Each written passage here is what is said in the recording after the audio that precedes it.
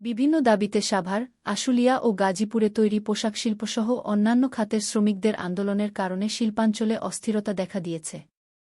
এই আন্দোলনে ইন্ধনদাতাদের বিরুদ্ধে আজ সোমবার রাত থেকে সেনাবাহিনী, পুলিশ ও শিল্প পুলিশের যৌথ অভিযান শুরুর নির্দেশনা দিয়েছে সরকার। রাজধানীর সচিবালয়ে আজ বিকেলে স্বরাষ্ট্র উপদেষ্টা লেফটেন্যান্ট জেনারেল মো.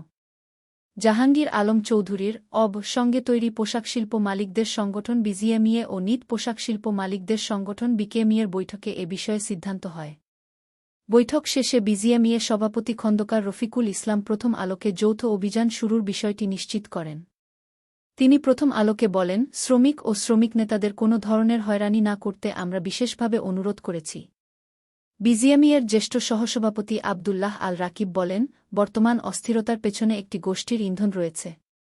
তাদের লোকজন লুঙ্গি পরে হেলমেট মাথায় দিয়ে শ্রমিকদের সঙ্গে মিশে অস্থিরতা তৈরি করছেন এবং কারখানা ভাঙচুর করছেন।